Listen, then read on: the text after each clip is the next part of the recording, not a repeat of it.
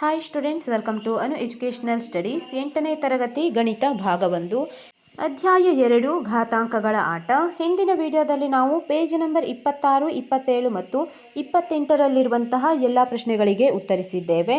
ಈ ವಿಡಿಯೋದಲ್ಲಿ page number 29, 30 ಮತ್ತು 31ರಲ್ಲಿರುವಂತಹ ಎಲ್ಲ ಪ್ರಶ್ನೆಗಳಿಗೆ ಉತ್ತರಿಸೋಣ. ಪೇಜ್ ನಂಬರ್ 29ಅನ್ನು ಗಮನಿಸಿ. ಎಷ್ಟು ಸಂಯೋಜನೆಗಳು ಎಂದು ಕೊಟ್ಟಿದ್ದಾರೆ. ಇಲ್ಲಿ ನಾವು ಸಂಯೋಜನೆಯನ್ನು ಊಹಿಸಬೇಕು. ಮೊದಲನೇ ಪ್ರಶ್ನೆ ನೋಡಿ. ಎಷ್ಟು 4 ಜೊತೆ ಉಡುಪುಗಳು ಮತ್ತು 3 ಟೋಪಿಗಳನ್ನು ಹೊಂದಿದ್ದಾನೆ. ಎಷ್ಟು ವಿಭಿನ್ನ ರೀತಿಗಳಲ್ಲಿ ಎಷ್ಟು ಉಡುಪುಗಳು ಮತ್ತು ಟೋಪಿಗಳನ್ನು ಧರಿಸಬಹುದು ಎಂದು ಕೇಳಿದ್ದಾರೆ. ಇಲ್ಲಿ ನೋಡಿ, ಉತ್ತರವನ್ನು ಕೂಡ ಅವರೇ ಕೊಟ್ಟಿದ್ದಾರೆ. ಅವನು 4 ಜೊತೆ ಉಡುಪು ಎಂದರೆ ಇಲ್ಲಿ ಶರ್ಟ್ ಮತ್ತು ಪ್ಯಾಂಟ್ಗಳ ಚಿತ್ರಗಳನ್ನು ಕೊಟ್ಟಿದ್ದಾರೆ. ಡ್ರೆಸ್ ಎಂದೇ ನೀವು ಪರಿಗಣಿಸಬಹುದು. ಮತ್ತು 3 ಟೋಪಿಗಳನ್ನು ಕೂಡ ಹೊಂದಿದ್ದಾನೆ. ಅವನು ಇಲ್ಲಿ 4 ಜೊತೆ ಉಡುಪುಗಳು, 4 ಜೊತೆ ಉಡುಪಿಗೆ 3 ಟೋಪಿಗಳನ್ನು ಯಾವ ರೀತಿಯಲ್ಲಿ ಉಪಯೋಗಿಸಬಹುದು ಎಂದು ನೋಡೋಣ. ಪ್ರತಿಯೊಂದು ಟೋಪಿಗೆ ಅವನು 4 ಉಡುಪುಗಳಲ್ಲಿ ಯಾವುದನ್ನಾದರೂ ಆಯ್ಕೆ ಮಾಡಬಹುದು. ಯಾವುದೇ ಟೋಪಿಯನ್ನು ಬೇಕಾದರೂ ಆಯ್ಕೆ ಮಾಡಬಹುದಾಗಿದೆ. ಆದ್ದರಿಂದ 3 ಟೋಪಿಗಳಿಗೆ 4 + 4 + 4, ಇಲ್ಲಿ 4 ಜೊತೆ ಉಡುಪುಗಳಿವೆ. ಆದ್ದರಿಂದ 4 + 4 + 4 = 4 × 3, ಅಂದರೆ 4 ಜೊತೆ ಉಡುಪುಗಳು ಗುಣಿಸು 3 ಜೊತೆ ಟೋಪಿ ಇದೆ ಅಥವಾ 3 ಟೋಪಿಗಳಿವೆ. ಆದ್ದರಿಂದ 4 × 3 = 12 ಆಯ್ಕೆಗಳು ಸಾಧ್ಯ. ಅವನು 12 ರೀತಿಗಳಲ್ಲಿ ಆ ಉಡುಪು ಮತ್ತು ಟೋಪಿಗಳನ್ನು ಧರಿಸಬಹುದಾಗಿದೆ. ಆದ್ದರಿಂದ ಇಲ್ಲಿ ನೀವು ನೋಡಬಹುದು, ಅದನ್ನು ನಾವು ಹೀಗೂ ಬರೆಯಬಹುದು ಎಂದು ಕೊಟ್ಟಿದ್ದಾರೆ. 4 ಉಡುಪುಗಳಿಗೆ 3 + 3 + 3, ಇಲ್ಲಿ ಆ 3 ಜೊತೆಯಾಗಿಯೂ ಕೂಡ ಉಪಯೋಗಿಸಬಹುದು. ಅಂದರೆ 3ಅನ್ನು 4 ಬಾರಿ ಗುಣಿಸಿದ್ದಾರೆ. 12 ಸಂಯೋಜನೆಗಳು. ಇಲ್ಲಿ 4 ಜೊತೆಯಾಗಿ 4 4 4 4 × 3 ಎಂದರೂ ಕೂಡ 12 ಆಯ್ಕೆ ಬಂದಿದೆ. 3 + 3 + 3, ಅಂದರೆ 3 ರೀತಿಯಾಗಿ ಉಪಯೋಗಿಸಿದಾಗಲೂ ಕೂಡ 12 ಸಂಯೋಜನೆಗಳು ಸಾಧ್ಯವಾಗಿದೆ. ಇಲ್ಲಿ ಚಿತ್ರವನ್ನು ಕೂಡ ಕೊಟ್ಟಿದ್ದಾರೆ ನೋಡಿ. ಒಂದು ಟೋಪಿಗೆ ಇಲ್ಲಿ 4 ಜೊತೆ ಉಡುಪುಗಳು, ಅಂದರೆ 4 ಆಯಿತು. ನಂತರ ಪುನಃ ಮತ್ತೊಂದು ಟೋಪಿಗೆ 4 ಜೊತೆ ಉಡುಪುಗಳು.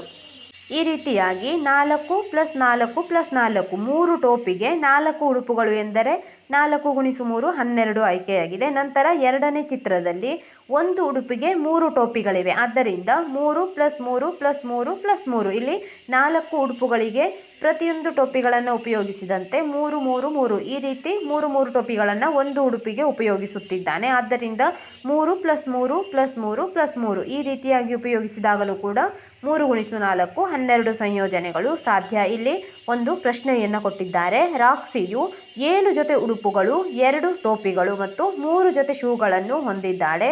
ರಾಕ್ಸಿ ಇವುಗಳನ್ನು ಎಷ್ಟು ವಿಭಿನ್ನ ರೀತಿಯಲ್ಲಿ ಧರಿಸಬಹುದು ಎಂದು ಕೇಳಿದ್ದಾರೆ. ಈಗ ನೀವು 7 ಜೊತೆ ಉಡುಪಿಗೆ ಟೋಪಿ ಮತ್ತು ಶೂಗಳ ಸಂಖ್ಯೆಯನ್ನು ಗುಣಿಸಿದಾಗ ಅವಳು ಎಷ್ಟು ರೀತಿಯ ಸಂಯೋಜನೆಗಳಲ್ಲಿ ಧರಿಸಬಹುದು ಎಂಬುದನ್ನು ಕಂಡುಹಿಡಿದಂತಾಗುತ್ತದೆ. ಈಗ 7, 2 ಮತ್ತು 3ಗಳನ್ನು ನಾವು ಗುಣಿಸಬೇಕು.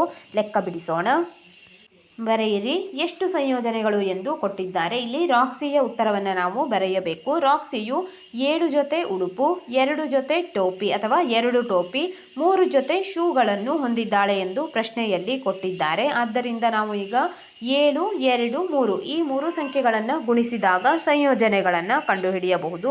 ಆದ್ದರಿಂದ 7 × 2 × 3 = 42. 7 2 14, 14 3 42 ಬಂದಿದೆ. 42 ವಿಭಿನ್ನ ರೀತಿಗಳಲ್ಲಿ ಅವಳು ಬಟ್ಟೆಗಳನ್ನು ಅಥವಾ ಆ ಉಡುಪುಗಳನ್ನು ಧರಿಸಬಹುದಾಗಿದೆ. ಮುಂದಿನ ಪ್ರಶ್ನೆ ನೋಡೋಣ. ಮುಂದೆ ನೋಡಿ. ಅಂಚೆ ಚೀಟಿಗಳು ಮತ್ತು ನಾಣ್ಯಗಳ ಕಪಾಟು ಅಥವಾ ಪೆಟ್ಟಿಗೆ ಕೊಂಡುಕೊಂಡರು. ಅದು 5 ಅಂಕಿಯ ಪಾಸ್ವರ್ಡ್ನಿಂದ ಭದ್ರಪಡಿಸಲಾಗಿತ್ತು. ಯಾರಿಗೂ ಪಾಸ್ವರ್ಡ್ ತಿಳಿದಿರದ ಕಾರಣ ಅದು ತೆರೆಯುವವರೆಗೂ ವಿಭಿನ್ನ ಪಾಸ್ವರ್ಡ್ಗಳನ್ನು ಪ್ರಯತ್ನಿಸದೆ ಬೇರೆ ದಾರಿ ಇರಲಿಲ್ಲ. ಅವರ ದುರಾದೃಷ್ಟಕ್ಕೆ ಕೊನೆಯ ಪಾಸ್ವರ್ಡನ್ನು ಪ್ರಯತ್ನಿಸಿದ ನಂತರವೇ ಕಪಾಟು ತೆರೆಯಿತು. ಅಷ್ಟೊತ್ತಿಗೆ ಅವರು ಎಲ್ಲ ಸಂಭವನೀಯ ಸಂಯೋಜನೆಗಳನ್ನು ಪ್ರಯತ್ನಿಸಿದ್ದರು. ಅವರು ಎಷ್ಟು ಪಾಸ್ವರ್ಡ್ಗಳನ್ನು ಪ್ರಯತ್ನಿಸಿದ್ದರು ಎಂದು ಕೇಳುತ್ತಿದ್ದಾರೆ. ಇಲ್ಲಿ ನೀವು ಈಗ ಉತ್ತರಗಳನ್ನು ಕೂಡ ನೋಡಬಹುದು. 5 ಅಂಕಿಯ ಲಾಕ್ ಬದಲಿಗೆ 2 ಅಂಕಿಯ ಲಾಕ್ ಹೊಂದಿದ್ದೇವೆ ಎಂದಿಟ್ಟುಕೊಳ್ಳೋಣ ಎಂದು ಕೊಟ್ಟಿದ್ದಾರೆ. ಮತ್ತು ಎಷ್ಟು ಪಾಸ್ವರ್ಡ್ಗಳು ಸಾಧ್ಯ ಎಂದು ಕಂಡುಹಿಡಿಯಲು ಪ್ರಯತ್ನಿಸೋಣ. ಅವರೇ ಇಲ್ಲಿ ಉತ್ತರವನ್ನು ಬರೆದು ತೋರಿಸಿದ್ದಾರೆ. ಮೊದಲ ಅಂಕಿಗೆ 10 ಆಯ್ಕೆಗಳಿವೆ. ಮೊದಲ ಅಂಕಿಗೆ ಇಲ್ಲಿ 10 ಆಯ್ಕೆಗಳಿವೆ ಎಂದು ತೆಗೆದಿಟ್ಟುಕೊಳ್ಳಬೇಕು. ಅಂದರೆ 0 ಇಂದ 9 ಅಂಕಿಗಳು, 0 1 2 3 4 ಈ ರೀತಿಯಾಗಿ 9ರವರೆಗೆ ಮೊದಲ ಅಂಕಿ ಒತ್ತುವಾಗ ನಾವು 10 ಆಯ್ಕೆಗಳಿರುತ್ತದೆ. ಇಲ್ಲಿ ಪ್ರತಿಯೊಂದಕ್ಕೂ ಎರಡನೇ ಅಂಕಿಗೂ ಕೂಡ 10 ಆಯ್ಕೆಗಳು, ಅಂದರೆ 0 ಮೊದಲ ಅಂಕಿ ಆದರೆ 01, 02, 03, 04 ಅಂದರೆ ಎರಡನೇ ಅಂಕಿಯನ್ನು ಪ್ರೆಸ್ ಮಾಡುವಾಗಲೂ ಕೂಡ ನಾವು 10 ಅಂಕಿಗಳನ್ನು ಹೊಂದಿರುತ್ತೇವೆ ಅಥವಾ 10 ಆಯ್ಕೆಗಳನ್ನು ಹೊಂದಿರುತ್ತೇವೆ. ಆದ್ದರಿಂದ 2 ಅಂಕಿಯ ಲಾಕ್ಗಳ ಒಟ್ಟು ಸಂಯೋಜನೆಯ ಆಯ್ಕೆ. ಈಗ ಮೊದಲನೆಯದಾಗಿ 10 ಅಂಕಿ, ಮೊದಲನೇ ಸಂಖ್ಯೆಗೆ ನಾವು 0 ಇಂದ 9ರವರೆಗೆ ಯಾವುದಾದರೂ ಅಂಕಿಯನ್ನು ಒತ್ತಬೇಕು. ನಂತರ ಎರಡನೇ ಅಂಕಿಯಾಗಿ 01, 02, 03 ಈ ರೀತಿಯಾಗಿ 0ಯನ್ನು ಬಳಸಿ 9ರವರೆಗೆ ಎಂದರೆ ಇಲ್ಲೂ ಕೂಡ ನಾವು 10 ಅಂಕಿಯನ್ನು ತೆಗೆದುಕೊಳ್ಳುತ್ತೇವೆ.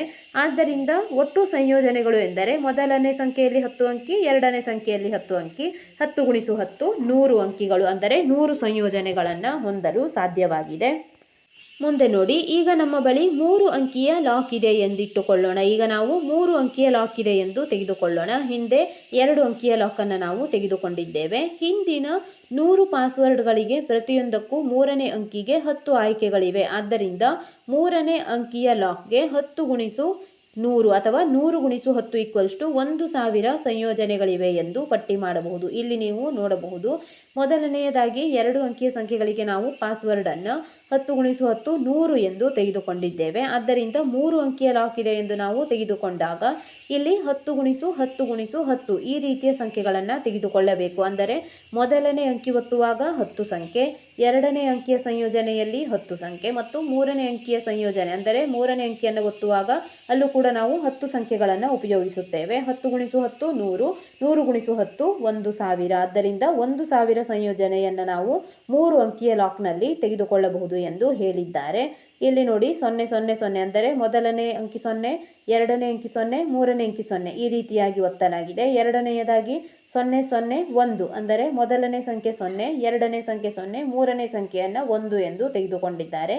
ಈ ರೀತಿಯಾಗಿ 1000 ಸಂಯೋಜನೆಗಳನ್ನು ಪಡೆಯಲು ಸಾಧ್ಯವಾಗಿದೆ. ಮುಂದೆ ನೋಡಿ, 5 ಅಂಕಿಯ ಎಷ್ಟು ಪಾಸ್ವರ್ಡ್ಗಳು ಸಾಧ್ಯ? 5 ಅಂಕಿಯಲ್ಲಿ ಈ ರೀತಿಯಾಗಿ ನಾವು ಎಷ್ಟು ಪಾಸ್ವರ್ಡ್ಗಳನ್ನು ನೋಡಬಹುದು. ಇಲ್ಲಿ 5 ಅಂಕಿಯ ಪಾಸ್ವರ್ಡ್ ಇದೆ ಎಂದಾಗ ಮೊದಲನೇ ಸಂಖ್ಯೆಗೆ 10 ಅಂಕಿ, ಎರಡನೇ ಸಂಖ್ಯೆಗೆ 10 ಅಂಕಿ, ಮೂರನೇ ಸಂಖ್ಯೆಗೆ 10 ಅಂಕಿ, 4ಕ್ಕೆ 10 ಅಂಕಿ ಮತ್ತು 5ಕ್ಕೂ ಕೂಡ 10 ಅಂಕಿಗಳನ್ನು ತೆಗೆದುಕೊಳ್ಳಬಹುದು. ಅಂದರೆ 10⁵5 ಎಂದು ತೆಗೆದುಕೊಳ್ಳಬಹುದು. ಈಗ ನಾವು ಅಂಕಿಯ ಲಾಕ್ಗಳನ್ನು ಬರೆಯುವಾಗ ಇಲ್ಲಿ ಪ್ರತಿ ಅಂಕಿಗೆ 10 ಆಯ್ಕೆಗಳಿವೆ. ಹಾಗಾಗಿ 5 ಅಂಕಿಗಳ ಲಾಕ್ಗೆ ಇರುವುದು 10 × 10 × 10 × 10 × 10 ಅಂದರೆ 10⁵5 ಎಂದು ಅರ್ಥ. 10⁵5 ಎಂದರೆ 1,00,000 ಪಾಸ್ವರ್ಡ್ಗಳು. 10⁵5 ನೀವು ಸುಲಭವಾಗಿ ಇಲ್ಲಿ ಘಾತ 5 ಇರುವುದರಿಂದ 1ರ ಮುಂದೆ ನೀವು 5 ಸೊನ್ನೆಗಳನ್ನು ಇರಿಸಬೇಕು. 5 ಸೊನ್ನೆಗಳನ್ನು ಇರಿಸಿದಾಗ 1,00,000ವನ್ನು ಪಡೆಯುತ್ತೀರಿ. ಆದ್ದರಿಂದ 5 ಅಂಕಿಯ ಎಷ್ಟು ಪಾಸ್ವರ್ಡ್ಗಳು ಸಾಧ್ಯ ಎಂದರೆ 1,00,000 ಪಾಸ್ವರ್ಡ್ಗಳು ಸಾಧ್ಯವಿದೆ. ಇಲ್ಲಿ ನೀವು ನೋಡಬಹುದು 0 0 0 0 ಮೂರನೆಯದಾಗಿ ಮೊದಲು ಇಲ್ಲಿ ಎಲ್ಲ ಸೊನ್ನೆಗಳನ್ನು ಒತ್ತಲಾಗುತ್ತದೆ. ನಂತರ ಎರಡನೆಯದಾಗಿ 0 0 0 0 1, ಎರಡನೆಯದಾಗಿ ಮೊದಲು 4 ಸಂಖ್ಯೆಗಳನ್ನು 0ಯನ್ನು ಒತ್ತಿ 5ನೇ ಸಂಖ್ಯೆಯನ್ನಾಗಿ 1ಅನ್ನು ಒತ್ತುತ್ತಾರೆ. ಈ ರೀತಿಯಾಗಿ 99,999 ಇಲ್ಲಿಯವರೆಗೂ ಕೂಡ ಅವರು ಇಲ್ಲಿ ಸಂಖ್ಯೆಗಳನ್ನು ಒತ್ತಿ 1,00,000 ಪಾಸ್ವರ್ಡ್ಗಳನ್ನು ಸಂಯೋಜಿಸಿದಂತಾಗುತ್ತದೆ ಎಂದು ನಾವು ಊಹಿಸಬಹುದು. ಈಗ ಇಲ್ಲಿ ಒಂದು ಪ್ರಶ್ನೆಯನ್ನು ಕೊಡಲಾಗುತ್ತದೆ. ಎಷ್ಟು ಹೇಳುತ್ತಾನೆ, ಮುಂದಿನ ಸಾರಿ ನಾನು ಎ ಇಂದ ಝಡ್ ಅಕ್ಷರಗಳಿರುವ 6 ಸ್ಲಾಟ್ಗಳ ಲಾಕನ್ನು ಖರೀದಿಸುತ್ತೇನೆ, ಅದು ಸುರಕ್ಷಿತ ಎಂದು ನನಗನಿಸುತ್ತದೆ ಎಂದು ಹೇಳುತ್ತಿದ್ದಾನೆ. ಈಗ ನೋಡಿ, ಅಂತಹ ಲಾಕ್ಗೆ ಎಷ್ಟು ಪಾಸ್ವರ್ಡ್ಗಳು ಸಾಧ್ಯ? ಇಲ್ಲಿ ಇನ್ನೊಮ್ಮೆ ನೋಡಿ, ಎಷ್ಟು ಎನ್ನುವವನು ಇಲ್ಲಿ ಎ ದಿಂದ ಝಡ್ ವರೆಗೆ ಅಂದರೆ ಅಲ್ಫಾಬೆಟ್ಸ್ ಎಂದು ನಾವು ನೋಡಬಹುದು. ಇವು 26 ಇರುತ್ತವೆ. 26 ಈ ರೀತಿಯ 26 ಅಕ್ಷರಗಳಿಂದ ಅವನು 6 ಸ್ಲಾಟ್ಗಳ ಲಾಕನ್ನು ಖರೀದಿಸುತ್ತೇನೆ. 6 ಸ್ಲಾಟ್ ಎಂದರೆ ಇಲ್ಲಿ 6 ಅಕ್ಷರಗಳ ಸಂಖ್ಯೆಯನ್ನು ಖರೀದಿಸುತ್ತೇನೆ ಎಂದು ಹೇಳುತ್ತಿದ್ದಾನೆ. ಅದು ಸುರಕ್ಷಿತ ಎಂದು ನನಗನಿಸುತ್ತದೆ ಎಂದು ಹೇಳಿದ್ದಾನೆ. ಆದ್ದರಿಂದ ಅಂತಹ ಲಾಕ್ಗೆ ಎಷ್ಟು ಪಾಸ್ವರ್ಡ್ಗಳು ಸಾಧ್ಯ ಎಂದು ಕೇಳಿದ್ದಾರೆ. ಬರೆಯೋಣ. ಬರೆಯಿರಿ. ಎ ದಿಂದ ಝಡ್ ವರೆಗೆ 26 ಸಂಖ್ಯೆಗಳು ಅಂದರೆ ಅಲ್ಫಾಬೆಟ್ಸ್ಗಳು ಎ ದಿಂದ ಝಡ್ ವರೆಗೆ 26 ಇರುತ್ತವೆ. ಆದ್ದರಿಂದ 26�6 ಪಾಸ್ವರ್ಡ್ಗಳನ್ನು ಹೊಂದಿರುತ್ತವೆ. ಅಂದರೆ ಈಗ ನಾವು 6 ಅಂಕಿಯ ಪಾಸ್ವರ್ಡ್ಗಳನ್ನು ಒತ್ತುವಾಗ 26�6 ಪಾಸ್ವರ್ಡ್ಗಳನ್ನು ಒತ್ತಬೇಕಾಗುತ್ತದೆ. ಪಾಸ್ವರ್ಡ್ಗಳು 26�6 ಎಂದು ಬರೆದುಕೊಳ್ಳಿ.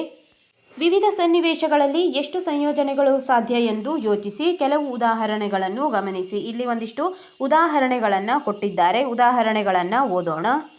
ಸಂಯೋಜನೆಯ ಕೆಲವೊಂದು ಉದಾಹರಣೆಗಳನ್ನು ಇಲ್ಲಿ ಕೊಡಲಾಗಿದೆ. ಮೊದಲನೇ ಉದಾಹರಣೆ, ಭಾರತದ ಕೆಲವು ಸ್ಥಳಗಳ ಪಿನ್ ಕೋಡ್ಗಳು ಅಂದರೆ ಮಧ್ಯಪ್ರದೇಶದ ವಿದಿಶಾದ ಪಿನ್ ಕೋಡ್ 46,04,001, ಮಿಜೋರಾಂನ ಜೆಮೆಬಾಸ್ಕ್ದ ಪಿನ್ ಕೋಡ್ 79,60,017. ಈ ರೀತಿಯ ಸಂಯೋಜನೆಯನ್ನು ಇಲ್ಲಿ ನೋಡಿದ್ದೇವೆ. ನಂತರ ಮೊಬೈಲ್ ಸಂಖ್ಯೆಗಳು, ಇದು ಕೂಡ ನೀವು ನೋಡಬಹುದು. ಮೊಬೈಲ್ ಸಂಖ್ಯೆಗಳು ಕೂಡ ಒಂದು ಸಂಯೋಜನೆಯಾಗಿದೆ.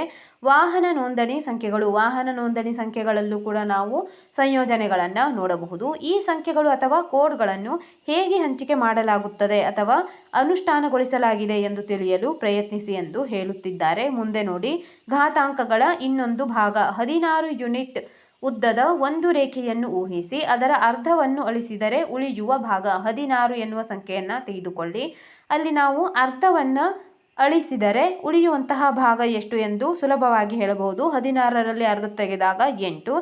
ಇದನ್ನು ನಾವು ಘಾತ ಸಂಖ್ಯೆಯ ರೂಪದಲ್ಲಿ ಬರೆಯಬೇಕಾಗಿದೆ. 2ರ ಘಾತ 4 ಎಂದರೆ ನಾವು 16 ಎಂದು ತೆಗೆದುಕೊಳ್ಳುತ್ತೇವೆ. ಆದ್ದರಿಂದ 2 2 4, 4 2 8, 8 2 16, 2ರ ಘಾತ 4 ಎಂದು ತೆಗೆದುಕೊಳ್ಳಿ. ಅರ್ಧವನ್ನು ಅಳಿಸಬೇಕು, ಆದ್ದರಿಂದ ನಾವು ಡಿವೈಡೆಡ್ ಬೈ 2 ಎಂದು ಇಲ್ಲಿ ತೆಗೆದುಕೊಂಡಿದ್ದಾರೆ. 2ರ ಘಾತ 4 ಡಿವೈಡೆಡ್ ಬೈ 2. 2ರ ಘಾತ 4 ಎಂದರೆ 2ಅನ್ನು ನಾವು 4 ಬಾರಿ ಗುಣಿಸಬೇಕು ಎಂದು ಅರ್ಥ. ಅದನ್ನೇ ಇಲ್ಲಿ ತೋರಿಸಿದ್ದಾರೆ. 2 ಗುಣಿಸು 2 ಗುಣಿಸು 2 ಗುಣಿಸು 2 ಡಿವೈಡೆಡ್ ಬೈ 2. ಅರ್ಧವನ್ನು ಅಳಿಸಲಾಗಿದೆ ಎಂದು ಅರ್ಥ. ಇಲ್ಲಿ ನೀವು 1 2 ಕೆಳಗಿನ 1 2 ಮತ್ತು ಮೇಲಿನ 1 2 ಕ್ಯಾನ್ಸಲ್ ಮಾಡಿದಾಗ 3 2ಗಳನ್ನು ಪಡೆಯುತ್ತೀರಿ. 2 ಗುಣಿಸು 2 ಗುಣಿಸು 2, 2ರ ಘಾತ 3 ಆಗಿದೆ. 2ರ ಘಾತ 3 ಎಂದರೆ 8 ಯೂನಿಟ್ಗಳು. 16 ಯೂನಿಟನ್ನು ಅರ್ಧ ಅಳಿಸಿದಾಗ ನಾವು 8 ಯೂನಿಟನ್ನು ಪಡೆಯುತ್ತೇವೆ. ಘಾತ ಸಂಖ್ಯೆಯಲ್ಲಿ ಬರೆದಾಗ 2ರ ಘಾತ 3 ಎಂದು ಅರ್ಥ. ಮತ್ತೊಮ್ಮೆ ಉಳಿದ ಅರ್ಧವನ್ನು ಅಳಿಸಿದರೆ ಅಂದರೆ 2ರ ಘಾತ 3ರಲ್ಲಿ ನಾವು ಪುನಃ ಅರ್ಧವನ್ನು ಅಳಿಸಿದಾಗ ಎಷ್ಟು ಪಡೆಯುತ್ತೇವೆ ಎಂದು ನೋಡೋಣ. 2ರ ಘಾತ 4 ಡಿವೈಡೆಡ್ ಬೈ 2 ಡಿವೈಡೆಡ್ ಬೈ 2 ಅಂದರೆ 2ರ ಘಾತ 4ರಲ್ಲಿ 2ಅನ್ನು ಅಳಿಸಿ ಪುನಃ ಬಂದಿರುವಂತಹ ಉತ್ತರದಲ್ಲಿ ನಾವು 2 ಅಳಿಸಬೇಕು. ಅಂದರೆ 2ರ ಘಾತ 4 ಡಿವೈಡೆಡ್ ಬೈ 2ರ ಘಾತ 2 ಎಂದು ತೆಗೆದುಕೊಳ್ಳೋಣ. ಅಂದರೆ 2ಅನ್ನು 2 ಬಾರಿ ಅಳಿಸಿದ್ದೇವೆ ಎಂದು ಅರ್ಥವಾಗುತ್ತದೆ. ಆದ್ದರಿಂದ 2ರ ಘಾತ 4ರಲ್ಲಿ ನಾವು 2 ಬಾರಿ 2ಅನ್ನು ಭಾಗಿಸಬೇಕು. 2 ಗುಣಿಸು 2 ಗುಣಿಸು 2 ಗುಣಿಸು 2. ಈಗ 2 ಬಾರಿ ಅರ್ಧ ಮಾಡಬೇಕಾಗಿದೆ. 2 ಗುಣಿಸು 2 ಎಂದು ತೆಗೆದುಕೊಳ್ಳಿ. ಮೇಲಿನ 2 2 ಕೆಳಗಿನ 2 2ಅನ್ನು ಕ್ಯಾನ್ಸಲ್ ಮಾಡಿದಾಗ 2 ಗುಣಿಸು 2 ಅಷ್ಟೇ ಉಳಿಯುತ್ತದೆ. ಅಂದರೆ 2ರ ಸ್ಕ್ವೇರ್ 4 ಯೂನಿಟ್ಗಳು ಉಳಿದವು. 16 ಸೆಂಟಿಮೀಟರನ್ನು ಹೀಗೆ 3 ಸಾರಿ ಅರ್ಧ ಮಾಡಿದಾಗ, 3 ಸಾರಿ ಅರ್ಧ ಮಾಡಿದಾಗ ಎಂದರೆ ನಾವು ಇಲ್ಲಿ 2ರ ಘಾತ 4 ಭಾಗಿಸು 2ರ ಘಾತ 3 ಎಂದು ತೆಗೆದುಕೊಳ್ಳಬೇಕಾಗುತ್ತದೆ. ಅಂದರೆ ಈಗ 3 ಸಾರಿ ಅರ್ಧ ಮಾಡಿದಾಗ ಎಂದರೆ ನಾವು 3 ಬಾರಿ 2ರಿಂದ ಭಾಗಿಸಬೇಕು. 2 ಗುಣಿಸು 2 ಗುಣಿಸು 2 ಈ ರೀತಿಯಾಗಿ ಭಾಗಿಸಬೇಕಾಗುತ್ತದೆ. ಕೆಳಗಿನ 3 2 ಮತ್ತು ಮೇಲಿನ 3 2ಅನ್ನು ಕ್ಯಾನ್ಸಲ್ ಮಾಡಿದಾಗ ಒಂದೇ 2 ಉಳಿಯುತ್ತದೆ. ಅಂದರೆ 2ರ ಘಾತ 1 2 ಯೂನಿಟ್ಗಳು ಎಂದು ಅರ್ಥವಾಗಿದೆ. ಇದರಿಂದ ನಾವು ತಿಳಿಯುವುದೇನೆಂದರೆ 2ರ ಘಾತ 4 ಡಿವೈಡೆಡ್ ಬೈ 2ರ ಘಾತ 3 ಈಕ್ವಲ್ಸ್ ಟು 2ರ ಘಾತ 4 ಮೈನಸ್ 3 ಈಕ್ವಲ್ಸ್ ಟು 2ರ ಘಾತ 1. ಅಂದರೆ 2ರ ಘಾತ 4ರಲ್ಲಿ 2ರ ಘಾತ 3ಅನ್ನು ನಾವು ಭಾಗಿಸಿದಾಗ 2ರ ಘಾತ 4 ಮೈನಸ್ 3, 4ರಲ್ಲಿ 3ಅನ್ನು ಕಳೆದಾಗ 1 ಬರುತ್ತದೆ. 2ರ ಘಾತ 1ಅನ್ನು ಪಡೆಯುತ್ತೇವೆ ಎಂಬುದು ಇದರ ಅರ್ಥವಾಗಿದೆ. ಈಗ ಇಲ್ಲಿ 2ರ ಘಾತ 100 ಡಿವೈಡೆಡ್ ಬೈ 2ರ ಘಾತ 25 ಇದರ ಬೆಲೆ ಏನು ಎಂದು ಕೇಳಿದ್ದಾರೆ. ಸಾಮಾನ್ಯೀಕೃತ ರೂಪ ಎಂದರೆ ಎನ್ ಘಾತ ಎ ಡಿವೈಡೆಡ್ ಬೈ ಎನ್ ಘಾತ ಬಿ ಈಕ್ವಲ್ಸ್ ಟು ಎನ್ ಘಾತ ಎ ಮೈನಸ್ ಬಿ. ಆಧಾರ ಸಂಖ್ಯೆಗಳು ಒಂದೇ ಆಗಿದ್ದು ಘಾತ ಸಂಖ್ಯೆಗಳು ಬೇರೆ ಬೇರೆ ಆಗಿದ್ದಾಗ ಭಾಗಿಸುವಂತಹ ಸಂದರ್ಭದಲ್ಲಿ ಘಾತ ಸಂಖ್ಯೆಗಳನ್ನು ನಾವು ಮೈನಸ್ ಮಾಡಬೇಕು ಎಂದು ಅರ್ಥವಾಗಿದೆ. ಈಗ 2ರ ಘಾತ 100 ಡಿವೈಡೆಡ್ ಬೈ 2ರ ಘಾತ 25 ಇದರ ಉತ್ತರವನ್ನು ಕಂಡುಹಿಡಿಯೋಣ. ಬರೆದುಕೊಳ್ಳಿ. ಎನ್ ಘಾತ ಎ ಡಿವೈಡೆಡ್ ಬೈ ಎನ್ ಘಾತ ಬಿ ಈಕ್ವಲ್ಸ್ ಟು ಎನ್ ಘಾತ ಎ ಮೈನಸ್ ಬಿ. 2ರ ಘಾತ 100 ಮೈನಸ್ 2ರ ಘಾತ 25 ಈಕ್ವಲ್ಸ್ ಟು ಇಲ್ಲಿ 2ಅನ್ನು ಹಾಗೆ ತೆಗೆದುಕೊಳ್ಳಿ. 2ರ ಘಾತ 100 ಮೈನಸ್ 25 ಎಂದು ನಾವು ತೆಗೆದುಕೊಳ್ಳಬಹುದು. 100ರಲ್ಲಿ 25ಅನ್ನು ಕಳೆದಾಗ 75 ಬಂದಿದೆ. 2ರ ಘಾತ 75. ಆದ್ದರಿಂದ 2ರ ಘಾತ 100 ಡಿವೈಡೆಡ್ ಬೈ 2ರ ಘಾತ 5 ಇದರ ಬೆಲೆ 2ರ ಘಾತ 75 ಆಗಿದೆ.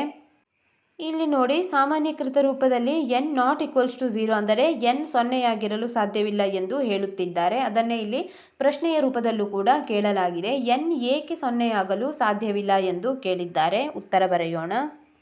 ಉತ್ತರ ಬರೆಯಿರಿ. ನಾವು ಸೊನ್ನೆಯನ್ನು ಎಷ್ಟು ಬಾರಿ ಗುಣಿಸಿದರೂ ಸೊನ್ನೆಯನ್ನೇ ಪಡೆಯುತ್ತೇವೆ. ಸೊನ್ನೆಯನ್ನು ನಾವು ಎಷ್ಟು ಬಾರಿ ಗುಣಿಸುತ್ತಾ ಹೋದರೂ ಕೂಡ ಸೊನ್ನೆಯನ್ನೇ ಪಡೆಯುತ್ತೇವೆ. ಉದಾಹರಣೆ 0 ಘಾತ 6 ಅಂದರೆ n ಜಾಗದಲ್ಲಿ ನಾವು ಸೊನ್ನೆಯನ್ನು ತೆಗೆದುಕೊಂಡಾಗ 0 ಘಾತ 6 ಎಂದರೆ ಅದರ ಬೆಲೆ 0 ಆಗಿದೆ.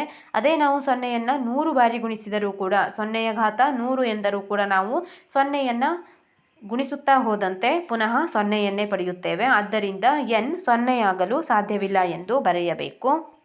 ಮುಂದೆ ನೋಡಿ, ಘಾತಾಂಕವು 0 ಆಗುವ ಸಾಧ್ಯತೆಯನ್ನು ನಾವು ಇದುವರೆಗೂ ಪರಿಗಣಿಸಿಲ್ಲ. ಉದಾಹರಣೆ 2 ರ ಘಾತ 0ಯ ಬೆಲೆ ಏನು ಎಂದು ಕೊಟ್ಟಿದ್ದಾರೆ. 2 ರ ಘಾತ 0ಯ ಬೆಲೆಯನ್ನು ಇಲ್ಲಿ ಉದಾಹರಣೆಯ ರೂಪದಲ್ಲಿ ತೋರಿಸಿದ್ದಾರೆ. ಇನ್ನೊಮ್ಮೆ ಬರೆಯೋಣ. 2 ರ ಘಾತ 0ಯ ಬೆಲೆಯನ್ನು ನಾವು 1 ಎಂದು ತೆಗೆದುಕೊಳ್ಳುತ್ತೇವೆ. ಏಕೆಂದರೆ ಇಲ್ಲಿ ನೋಡಬಹುದು 2 ಮೈನಸ್ 2 ಎಂದಾಗ ಮಾತ್ರ 2 ರ ಘಾತ 0 ಎಂದು ಅರ್ಥ. ಅಂದರೆ 2ರಲ್ಲಿ 2ನ್ನು ಕಳೆದಾಗ 0 ಬರುತ್ತದೆ. 2 ರ ಘಾತ 2 ಡಿವೈಡೆಡ್ ಬೈ 2 ರ ಘಾತ 2. ಈಗ ನಾವು 2 ಮೈನಸ್ 2 ಆಗಬೇಕಾದಾಗ 2 ರ ಘಾತ 2 ಡಿವೈಡೆಡ್ ಬೈ 2 ಮಾಡಿದ್ದೇವೆ ಎಂದು ಅರ್ಥವಾಗಿದೆ. ಅಂದರೆ ಆಧಾರ ಸಂಖ್ಯೆಗಳು ಒಂದೇ ಇದ್ದು ಘಾತ ಸಂಖ್ಯೆಗಳು ಇಲ್ಲಿ 2 ಇದೆ. ಆದ್ದರಿಂದ 2ರಲ್ಲಿ 2ನ್ನು ಕಳೆದಾಗ 2 ರ ಘಾತ 0 ಬಂದಿದೆ ಎಂದು ಅರ್ಥವಾಗುತ್ತದೆ. ಈಗ ಇಲ್ಲಿ 2 ರ ಘಾತ 2 ಡಿವೈಡೆಡ್ ಬೈ 2 ಎಂದರೆ 2ನ್ನು ಹಾಗೆ ಇರಿಸಿ 2 ಮೈನಸ್ 2 ಮಾಡಬೇಕು. 2ರಲ್ಲಿ 2ನ್ನು ಕಳೆದಾಗ 2 ರ ಘಾತ 0 ಬರುತ್ತದೆ. ಈಗ 2 ರ ಘಾತ 2 ಡಿವೈಡೆಡ್ ಬೈ 2 2 ಎಂದರೆ 2 ಗುಣಿಸು 2 ಡಿವೈಡೆಡ್ ಬೈ ಕೆಳಗಡೆಯಲ್ಲಿ 2 ಎಂದರೆ ಡಿವೈಡೆಡ್ ಬೈ ಕೆಳಗೆ ಇಲ್ಲಿ 2 ಗುಣಿಸು 2 ಎಂದು ತೆಗೆದುಕೊಳ್ಳಿ.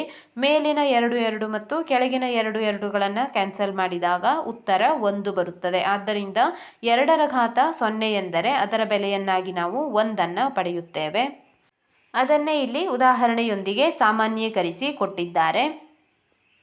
ಘಾತಾಂಕವು 0 ಆಗಿದ್ದಾಗ ಎಂದು ಕೊಡಲಾಗಿದೆ. Page number 31. ಇಲ್ಲಿಂದ ನಾವು ಲೆಕ್ಕಗಳನ್ನು ಮುಂದಿನ ವಿಡಿಯೋದಲ್ಲಿ ಬಿಡಿಸೋಣ.